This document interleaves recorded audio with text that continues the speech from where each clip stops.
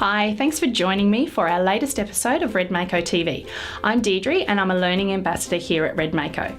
This episode we've got some great tips for your business as well as some important news and the latest updates of what's happening in the hospitality industry. Let's get into it.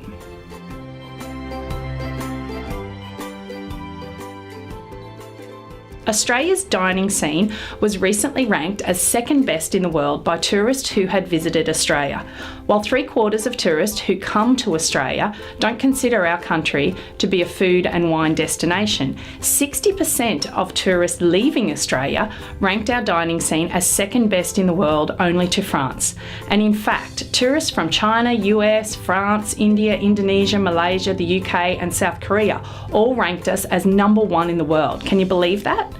So what does this mean for you? Well, Tourism Australia has announced plans to promote our local cuisine, food and wine experiences across the world to encourage more tourists to come and experience what we have to offer.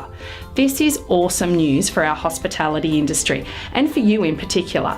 It means more and more foodie tourists will be coming with the intent to eat, drink and experience what your business has to offer. So keep an eye out. Tourism Australia's global marketing campaign will be called Restaurant Australia and will be officially launched next year.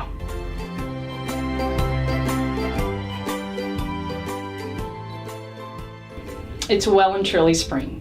So if you use fresh herbs in your restaurant or cafe, then it's time to get planting. It's the perfect time to plant those herbs that probably died over winter, like basil, oregano, chives and parsley. Just remember to get the most harvest out of your herbs, never pull single leaves off the plant. Always tip prune. In other words, cut the stalks where there is new, fresh growth of leaves. When you tip prune herbs, they produce 2 shoots in the place of 1, which means a much bigger harvest for you. Now we're going to hear from Brendan about the current market for buying and selling businesses in the hospitality industry.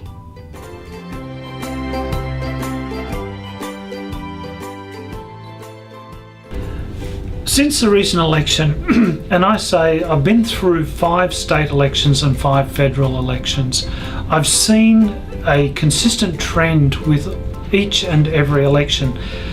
About 3 weeks after every election, I see the general business market pick up for both activity from buyers and sellers. The market's generally very good because you tend to see a lot more businesses come onto the market, and with that you also see a lot more buyers buying businesses. Now what happens is you get more buyers looking at businesses to start with, and then of course that translates into sales as we go. So if you're thinking of buying or selling a business, certainly between now and Christmas, post-election, we're going to see a lot more activity. I think it's a very good time if you're thinking of buying a business to look at what we have for sale.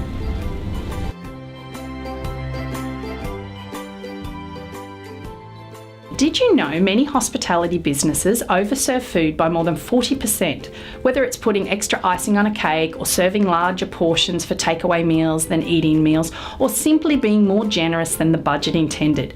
Most hospitality businesses are using more stock each year than they need to be.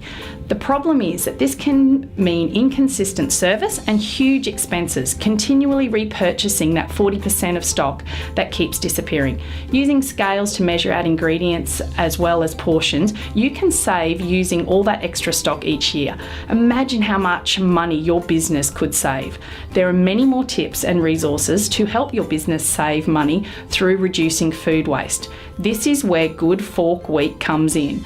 From October the 14th to the 20th, hospitality professionals across Australia are committing to take steps to reduce their food waste. To find out more about Good Fork Week, just head to the website on the screen.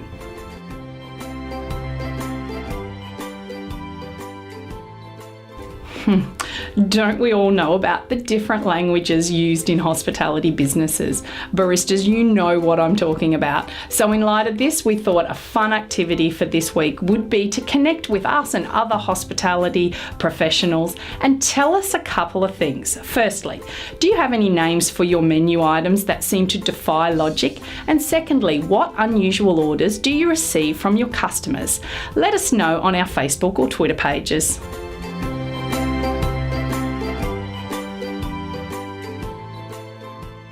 Well, thanks for joining me for this episode of Redmako TV. We can't wait to see you next time. And whatever you do today, I hope your day is great and that your coffee's even better.